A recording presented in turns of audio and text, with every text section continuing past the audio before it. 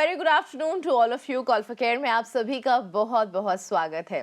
आज call for care में हम बात करने वाले हैं कंसंट्रेशन की समस्या के बारे में। ये एक ऐसी समस्या है जो हम लोग अक्सर जिसकी शिकायत करते हैं, चाहे वो हम अपने बच्चों से करते हो या फिर अपने स्पाउस, अपने पार्टनर या फिर अपने सिबलिंग से।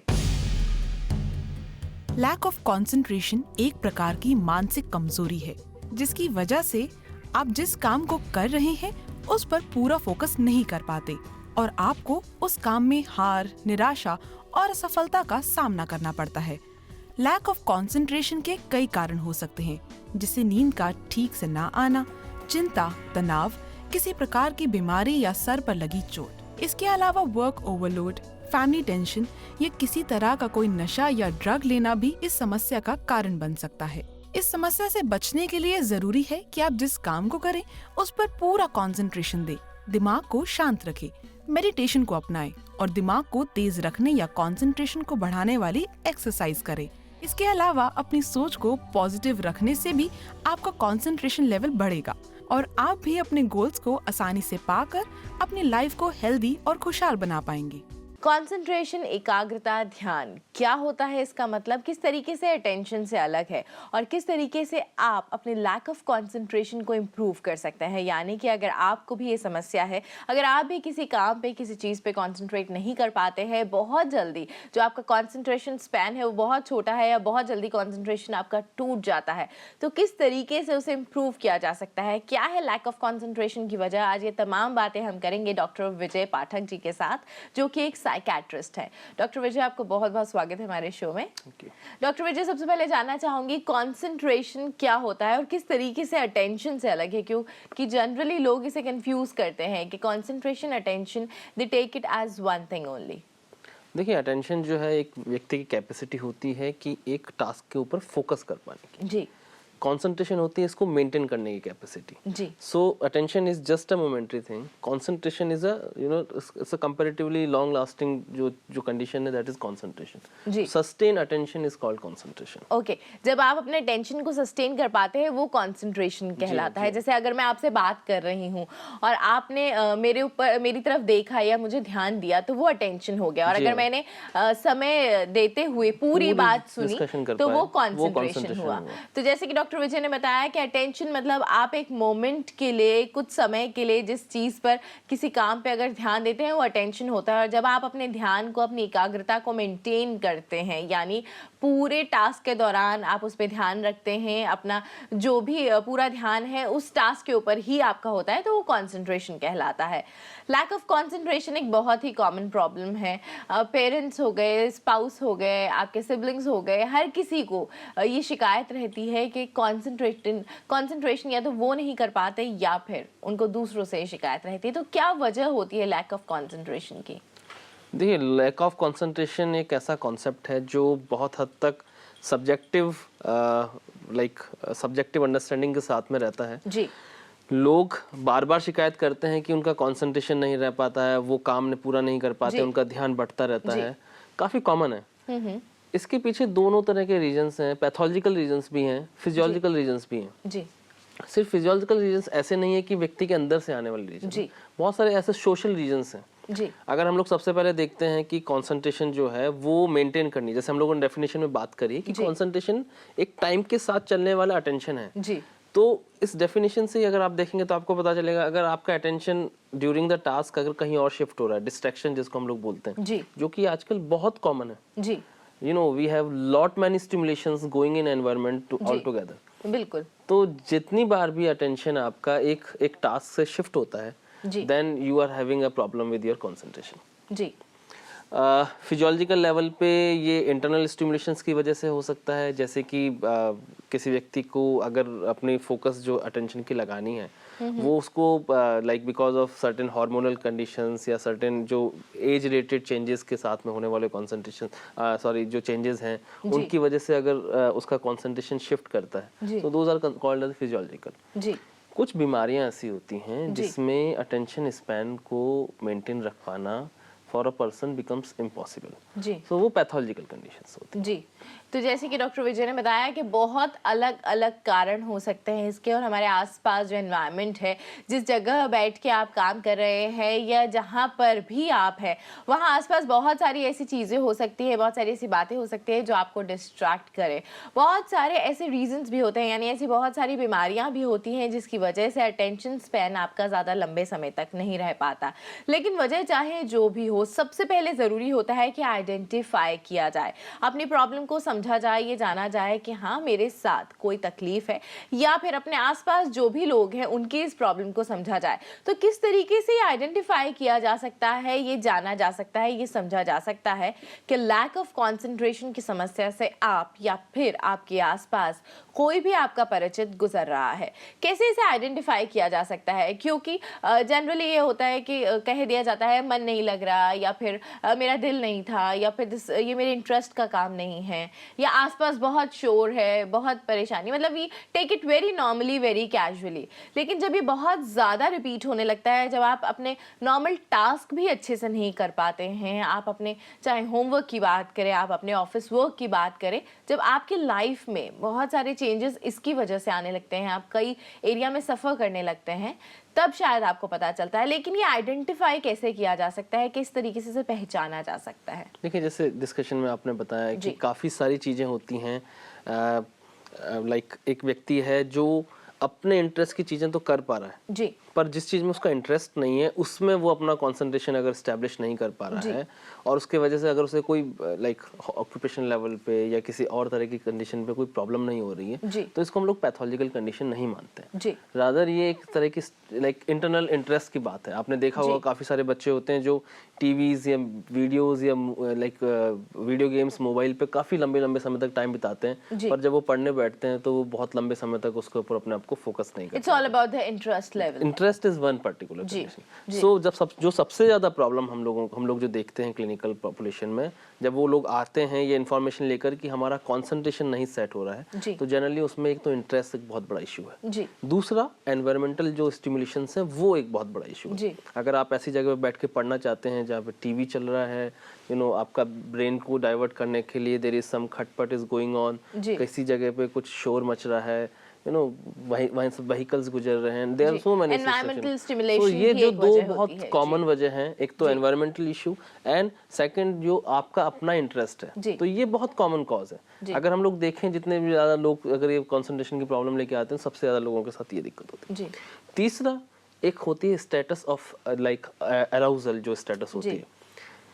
अगर आपकी नाइट टाइम की स्लीप प्रॉपर नहीं है, अगर आप मेंटली बहुत फटीग हैं, यहाँ से हम लोग जो पैथोलॉजिकल स्टेटस है उसको हम पहचानना शुरू करते हैं। अगर आप खान पान दिनचर्या ठीक नहीं है, अगर आपका लाइक लगातार से किसी तरह के फिजिकल एक्टिविटी में आप बहुत लंबे समय तक इन्वॉल्व रहे हैं, स्मोकिंग अगर आप करते हैं, अल्कोहलिज्म में अगर आप हैं, तो ये वो स्टेटस हैं जिनको हम लोग बोलते हैं modifiable by modification of the lifestyle, जो कंसंट्रेशन में डिफिकल्टीज लाने वाली चीजें। बिल्कुल, यानी कि कुछ ऐसे लाइफस्टाइल, आपकी कुछ ऐसी पिक्यूलियर हैबिट्स हो सकती हैं जो आपके लाइफस्टाइल में है, और वो भी आपके कंसंट्रेशन को कम कर सकती हैं। अभी गिरीश जी हमारे साथ जुड़ गए हैं, उनसे जानते हैं उनका सवाल। जी गिरीश जी बताइए। हेलो। हाँ हेलो सर, नमस्ते।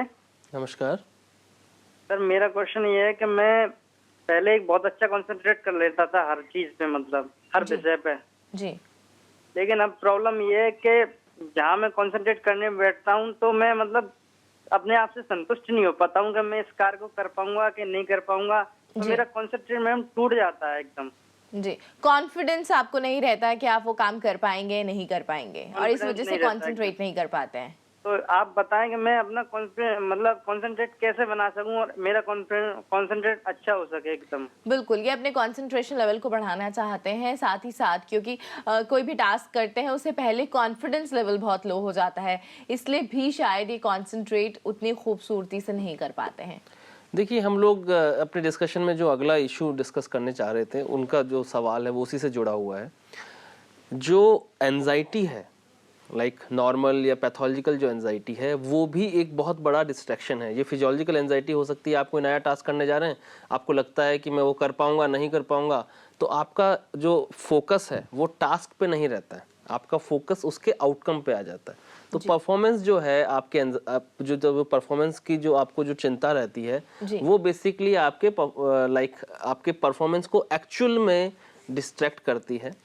मेरी आपको जो सलाह है वो ये है कि आप जब भी किसी चीज को परफॉर्म करने जाएं तो ये ना सोचें कि इसका आउटकम मैं क्या निकाल पाऊंगा जी। आपको ज्यादा इस चीज पे फोकस करना चाहिए कि मैं जो कर रहा हूँ वो स्टेज बाय स्टेज अगर मैं ठीक करता जा रहा हूँ तो वो ठीक है, अगर मैं स्टेज बाय स्टेज ठीक नहीं कर रहा हूँ तो वो ठीक नहीं है। उसका आउटकम क्या निकलेगा, अगर आप उसको लेके जाएंगे तो आपका जो डिस्ट्रैक्शन है वो पहले से ही शुरू हो जाएगा। सो ये एक बहुत कॉमन प्रॉब्लम है। बिल्कुल, एंजाइटी एक बहुत बड़ी समस्या हो सकती है, आपके कंसंट्रेशन लेवल को कम कर सकती है। अगर आप कहीं पर कंसंट्रेट नहीं कर पा रहे हैं तो उसकी एक वजह एंजाइटी यानी कि परेशानी, घबराहट भी हो सकती है। जब भी कोई काम करें तो उससे पहले उसके रिजल्ट के बारे में ना सोचें, सिर्फ अपना ध्यान उस टास्क के ऊपर लगाएं। अगर आप उसे बेहतर तरीके से कर पाएंगे तो उसका रिजल्ट भी अच्छा ही आएगा। रिजल्ट के बारे में पहले सोच के आप अपने टास्क को भी खराब कर लेते हैं और कंसंट्रेट भी नहीं कर पाते। तो आई होप गिरीश जी अगली बार जब भी आप कोई भी टास्क परफॉर्म करेंगे तो रिजल्ट के बारे में नहीं सोचेंगे, किस तरीके से टास्क आपको अच्छे से परफॉर्म करनी है, स्टेज बाय स्टेज किस तरीके से आपको आगे बढ़ना है, इस बात पे ध्यान देंगे तो आपका कंसंट्रेशन लेवल भी बढ़ेगा।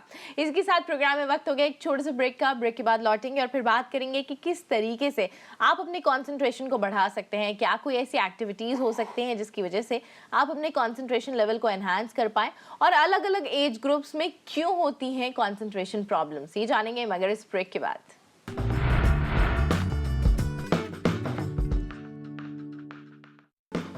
Welcome back. आज कॉल फॉर केयर में हम बात कर रहे हैं लैक ऑफ कंसंट्रेशन की समस्या के बारे में, जो कि एक बहुत ही कॉमन सी प्रॉब्लम है आज के समय में। जब हमारे पास इतने सारे अलग अलग इक्विपमेंट्स हैं, हमारे पास इतनी सारी फैसिलिटीज़ हैं, हमारे पास करने के लिए बहुत कुछ है, काम का लेवल, काम का प्रेशर बहुत ज़्यादा बढ़ गया है। ऐसे में बहुत मुश्किल हो जाता है कि हम हर टास्क को पूरी अच्छी तरीके से परफॉर्म कर पाएँ, और उसमें एक बहुत बड़ी रुकावट होती है हमारा कॉन्सेंट्रेशन लेवल। यानी कि अगर आप अपने टास्क पे कंसंट्रेट नहीं कर पा रहे हैं पूरा लंबे समय तक, जब तक आपके टास्क खत्म नहीं हो जाता है, जब तक आपका काम खत्म नहीं हो जाता है, तब तक अगर आपका ध्यान उस पर बना हुआ नहीं रहता है तो ना तो आप अपना टास्क अच्छे से परफॉर्म कर पाते हैं, ना ही उसके रिजल्ट्स वैसे आ पाते हैं। इसलिए बहुत ज़रूरी है कि अगर आपको भी लगता है कंसंट्रेशन की प्रॉब्लम है, आपके अंदर भी लैक ऑफ कंसंट्रेशन की समस्या है, तो टेक इट रियली सीरियसली, और बहुत ज़रूरी है कि उस पर काम भी किया जाए। किस तरीके से, कौन सी एक्टिविटीज़ के ज़रिए आप अपने कंसंट्रेशन को बढ़ा सकते हैं, ये हम जानेंगे। लेकिन पहले हम जानते हैं रोहित जी से उनका सवाल। जी रोहित जी, बताइए क्या है आपका सवाल। Good morning ma'am. Good afternoon.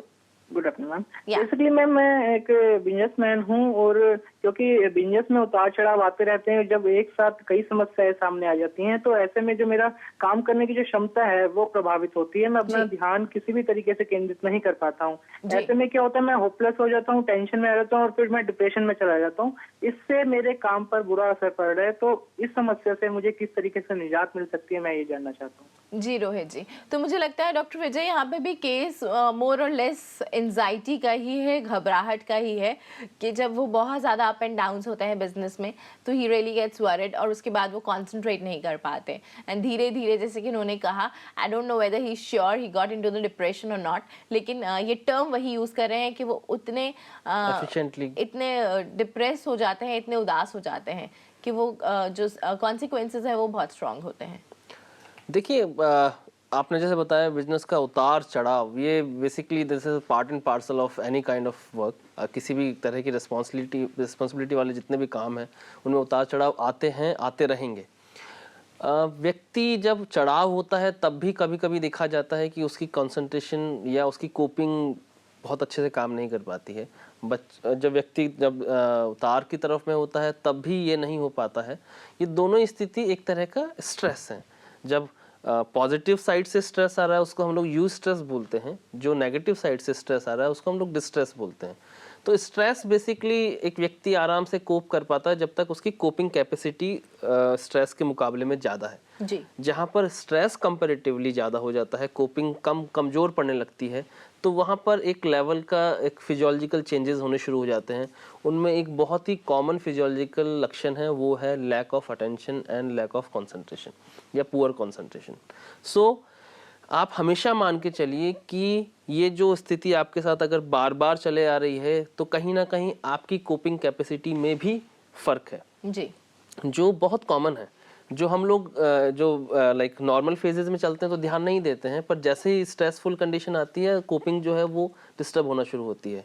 अगर आपको लगता है कि आपका ये जो लैक ऑफ कॉन्फिडेंस या पुअर कोपिंग जो है वो आपके वर्क में एक लंबे समय तक नुकसान लेकर आ रही है, आपको कुछ हफ्तों तक के लिए लगातार आपको उदास रख रही है, कुछ हफ्तों के लिए लगातार आपको निराशा में रख रही है, कुछ हफ्तों तक लगातार आपकी नींद के साथ डिस्टरबेंस कर रही है, तो मेरी स्ट्रॉन्ग एडवाइस आपको रहेगी कि आप किसी मेंटल हेल्थ प्रोफेशनल के साथ में अपने इश्यूज़ को डिस्कस करें, रिक्वायरमेंट के हिसाब से counselling, coping, problem solving skills को डेवलप करें। If required you can always have some kind of medicines अगर ज़रूरत रहती हैं। अदरवाइज रिलैक्सेशन एक्सरसाइजेज वगैरह जो हैं, स्ट्रेस के साथ में कैसे हैंडल करना है, ये जो स्पेशल जो टिप्स हैं, लाइफस्टाइल मॉडिफिकेशंस जो हैं, वो आप ज़रूर सीखें। That is going to help you a lot. बिल्कुल, यानी कोपिंग मैकेनिज्म इसको बढ़ाना, इसको एनहांस करना ये बहुत ज़रूरी है, अपने अंदर वो डेवलप करना, कोपिंग मैकेनिज्म को डेवलप करना ये बहुत ज़रूरी है। लेकिन अगर आपको लगता है कि आप कोप अप नहीं कर पाते हैं, अप्स एंड डाउन्स जो भी होते हैं आपके बिजनेस में, तो बहुत ज़रूरी है अगर उसके कॉन्सिक्वेंसेस कुछ हफ्तों की उदासी या कुछ हफ्तों की आपकी नींद डिस्टर्बेंस के रूप में सामने आते हैं, तो एक बार किसी साइकोलॉजिस्ट, साइकियाट्रिस्ट को ज़रूर संपर्क करें। और साथ ही साथ ये जानना, ये समझना भी बहुत ज़रूरी है कि जब ज़िंदगी में कुछ अच्छा होता है तो कुछ बुरा भी होगा। हमें खुद को उसके लिए तैयार रखना चाहिए and we should take it very positively. Doctor Vijay, जैसे कि आज हम बात कर रहे हैं लैक ऑफ कंसंट्रेशन की, और आपने बताया कि क्या क्या वजह होते हैं, क्या बायोलॉजिकल इश्यूज होते हैं, क्या बायोलॉजिकल फैक्टर्स होते हैं इसके पीछे? देखिए, बहुत सारे बायोलॉजिकल इश्यूज इसके पीछे हो सकते हैं, पर अगर हम लोग बात करें मोस्ट कॉमन की या जो सबसे ज़्यादातर देखे जाते हैं, क्योंकि वो तो लिस्ट इतनी बड़ी है कि एक प्रोग्राम या 2 programs will not be sufficient जी। अगर मोस्ट कॉमन प्रोग्राम जो कंडीशंस देखते हैं उनमें सबसे कॉमन कंडीशन देखते हैं जो इंडिया में है, वो ये है कि इंडियन फीमेल जो है, फीमेल्स में जो खासतौर पर कॉन्सेंट्रेशन इश्यूज रहते हैं वो होती है लैक ऑफ, जिसको हम लोग बोलते हैं कि हीमोग्लोबिन की कमी या एनीमिया जिसको कंडीशन को बोलते हैं। एनीमिया एक ऐसी कंडीशन है जिसमें ब्लड जो है वो जिसमें अच्छा हीमोग्लोबिन होता है उसमें ऑक्सीजन कैरिंग कैपेसिटी ज़्यादा अच्छी होती है। जितनी कम ऑक्सीजन कैरिंग कैपेसिटी होती है, जितना ज़्यादा एनीमिया बढ़ता जाता है, टायर्डनेस की फीलिंग या लैक ऑफ कंसंट्रेशन की फीलिंग या पुअर अटेंशन की फीलिंग कॉन्स्टेंटली उस बॉडी में रहती है। एक कॉन्स्टेंट लेवल का मेंटल फटीग या फिजिकल फटीग उसमें रहता है जी। दूसरी बहुत कॉमन जो कंडीशन है उसमें सबसे इम्पोर्टेंट कंडीशन है लोगों की जो लाइफस्टाइल में स्लीप को लेकर जो पैटर्न बन गया है, that people are awaken for till late in the night, बहुत लेट तक जाग रहे हैं, बहुत लेट सुबह सोकर उठ रहे हैं। नाइट टाइम स्लीप की जो रियल कैपेसिटी होती है एक व्यक्ति को प्रॉपर एक माइंड को प्रॉपर चलने के लिए, वो डेफिनेटली इस कारण से पुअर होती जा रही है क्योंकि स्लीप पैटर्न्स जो हैं वो चेंज होते जा रहे हैं जी। तो ये एक बहुत कॉमन बायोलॉजिकल कंडीशन है जी। तीसरा बहुत बड़ा इश्यू जो है वो हार्मोनल लेवल पर है जी।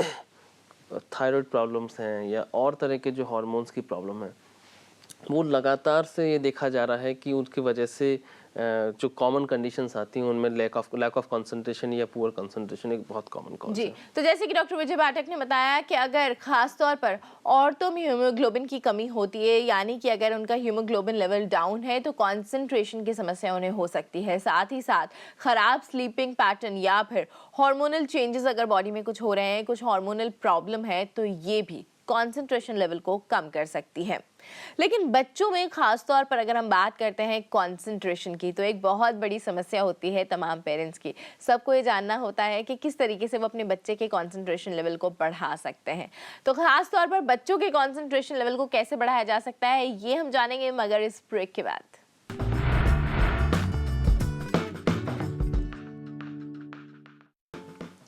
कंसंट्रेशन लेवल को बढ़ाने के लिए ढेर सारी एक्टिविटीज़ हो सकती हैं। बहुत सारी ऐसी एक्टिविटीज़ सजेस्ट की जाती है जिससे आपका कंसंट्रेशन लेवल बढ़ सकता है, जैसे कि बॉल टैपिंग। जी हाँ, अगर हम बॉल को टैप करते हैं, काउंट करते हैं, तो ये एक अच्छी एक्टिविटी है जो कि बताई जाती है कि आपके कंसंट्रेशन लेवल को बढ़ाती है। आपको बॉल लेनी है और उसे ज़मीन पे मार के आपको इस बात का ध्यान रखना है कि आप कितने काउंट कर सकते हैं। आपका पूरा ध्यान, पूरा फोकस उस बॉल पे, टैपिंग पे होना चाहिए। इस तरीके ये छोटी छोटी एक्टिविटीज़ होती हैं जो कंसंट्रेशन लेवल को धीरे धीरे इम्प्रूव करती हैं। कौन सी और ऐसी एक्टिविटीज़ हैं जो आपके कंसंट्रेशन लेवल को इम्प्रूव कर सकती है, ये हम जानेंगे डॉक्टर विजय पाठक से। लेकिन उससे पहले हमारे साथ एक कॉलर जुड़ गए हैं, उनसे जानते हैं उनकी समस्या। जी बताइए क्या है। हेलो। हेलो जी नितिन जी बताइए क्या है आपका सवाल। हाँ, मैं उसकी मदर बोल रही हूँ जी। वो कंसंट्रेट नहीं कर पाता उसके 12th के एग्जाम में। किस चीज पे कॉन्सेंट्रेट, आप पढ़ाई की बात कर रही हैं? हेलो। हाँ जी, स्टडीज नहीं। स्टडीज पे कंसंट्रेट नहीं कर पाते। एक चीज और बताइए, क्या आपको लगता है कि सिर्फ स्टडीज पे कंसंट्रेट नहीं कर पाते और स्पोर्ट्स वगैरह जो उनका इंटरेस्ट का काम होता है उस पे कंसंट्रेट कर पाते हैं, या ये प्रॉब्लम आपको तमाम चीजों में लगती है, चाहे स्टडीज हो स्पोर्ट्स तो हो? बहुत इंटरेस्ट है उसका, उसमें कंसंट्रेट कर लेता है। जी जी। तो जैसे कि नितिन की मदर ने शायद खुद ही रिप्लाई कर दिया कि जहाँ पर उनका इंटरेस्ट होता है वहाँ पर तो कंसंट्रेशन लेवल बहुत अच्छा होता है, लेकिन स्टडीज़ पे ख़ास तौर पर कंसंट्रेट नहीं कर पाते।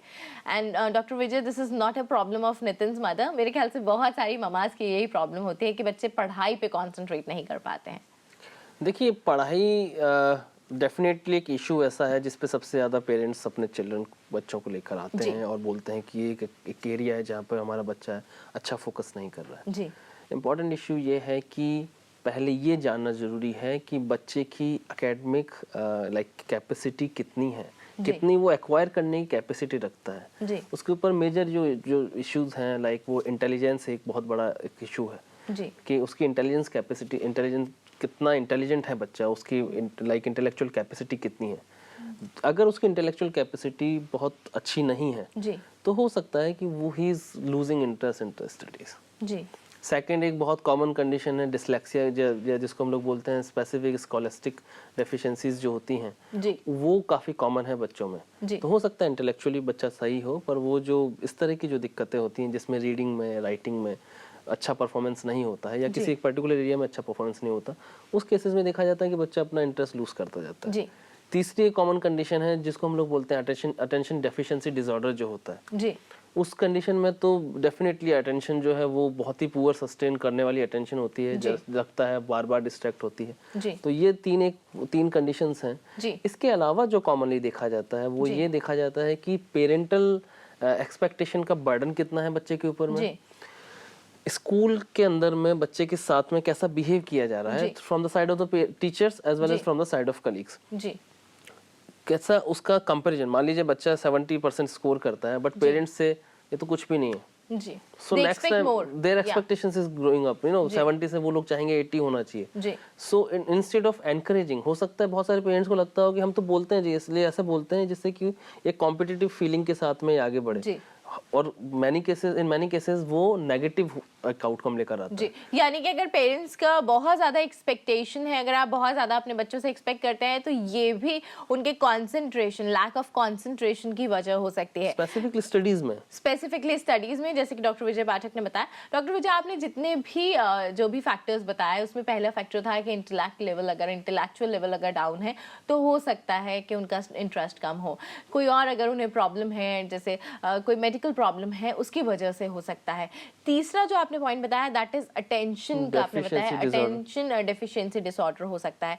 लेकिन अगर ये डिसऑर्डर किसी बच्चे में है तो वो सिर्फ पढ़ाई पे ही कैसे काम करेगा, उसको तो और किसी भी चीज़ में अटेंशन नहीं हो सकता। मेरे ख्याल से उसको अटेंशन कॉन्सेंट्रेट नहीं कर सकता होगा। देखिए, एक्चुअली में इसमें काफ़ी है ना, देयर आर डिग्रीज बेसिकली, जो जितना ज़्यादा सीवियर होता जाता है उतना परवेसिवनेस इसकी बढ़ती जाती है। जी। और तो वो कितना सीवियर है उस पर डिपेंड करता है। जी। तो वजह जो भी हो, आगे किस तरीके से प्रॉब्लम सॉल्व हो सकती है पेरेंट्स की, क्या एक्टिविटीज हो सकती हैं, क्या सोल्यूशन हो सकता है, कंसंट्रेशन लेवल बढ़ाया कैसे जा सकता है? देखिए, सबसे ज़्यादा इम्पोर्टेंट जो है वो आजकल जो रोल स्कूल काउंसलर का जो रोल है वो बहुत इंपॉर्टेंट है। जी। उसके ऊपर एम्फेसिस जो है स्कूल को भी देनी चाहिए, पेरेंट्स को भी देनी चाहिए। There should be an open discussion between the parents and the child and the school counsellor, और जो भी उनके वहाँ जो स्पेशल एजुकेटर या स्पेशल टीचर जो भी हैं उन लोगों के साथ में उनका एक प्रॉपर ओपन डिस्कशन होना चाहिए। बच्चे को कम्युनिकेट करने का एक टाइम या एक जरिया मिलना चाहिए जहाँ वो बता सके कि उसको किस लेवल पे प्रॉब्लम आ रही है।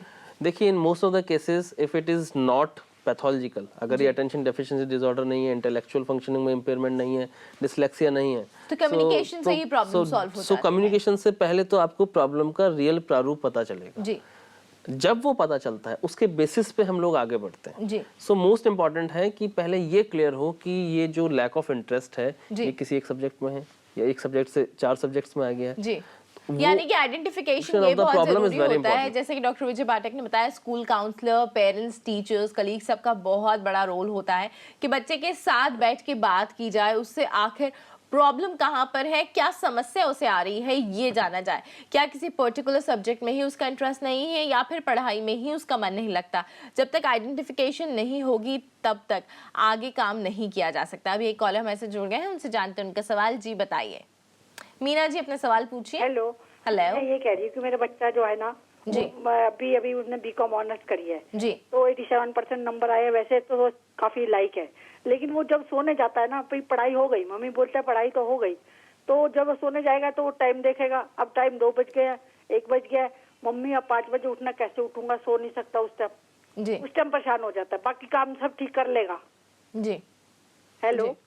बिल्कुल मीना जी, तो वो कह रहे हैं कि जैसे वो पढ़ाई को लेकर बहुत सीरियस है, लेकिन फिर वो नींद उनकी बहुत डिस्टर्ब होती है, बार बार उन्हें टाइम का ध्यान रहता है। किस तरीके से वर्कआउट हो सकता है? देखिए, नींद जो है वो अगर प्रॉपर नहीं ली जाती है तो जो चीज़ आप मेमोराइज करना चाहते हैं वो आपकी मेमोरी में नहीं बैठता है। मेमोरी बनने के लिए किसी भी एक आपने जो भी चीज़ पढ़ा है या जो चीज़ जाना है, नेक्स्ट डे वो आपकी मेमोरी में तब सेटल होता है जब उसको रात में सोने का टाइम मिलता है। जी जिस तरह इनकी इन्होंने जो अपने प्रॉब्लम डिस्कस करी या प्रॉब्लम जो इन्होंने बताई है, जी। उसको देखकर लगता है कि इनका जो बच्चा है वो जो नाइट टाइम की जो स्लीप का जो प्रोसीजर है, 1 या 2 बजे एक्चुअल में सोने का टाइम नहीं होता है। जी ये प्रॉपर टाइम नहीं है। जी so this is very important कि बच्चा जो है वो प्रॉपर टाइम तक पढ़े। अपने सोने के जो रात के जो सोने की ड्यूरेशन है वो 6 से 8 घंटे का जो ड्यूरेशन है वो नाइट टाइम स्लीप में रखे। रादर 2 PM ही should go to the bed at 10 PM। जी 2 AM की जगह 10 PM में उनको यानी बेड पे कि जाना चाहिए। टाइम सही सोना वो बहुत जरूरी है। अपने स्लीप पैटर्न को ठीक करना ये बहुत जरूरी है, ताकि जो वो पढ़ रहे हैं वो मेमोराइज भी कर पाएं और वो उनकी मेमोरी में सस्टेन भी करें। तो डॉक्टर विजय पाठक, आज आपने हमें लैक ऑफ कंसंट्रेशन के बारे में इतना कुछ बताया, इतना वक्त दिया, उसके लिए बहुत बहुत धन्यवाद।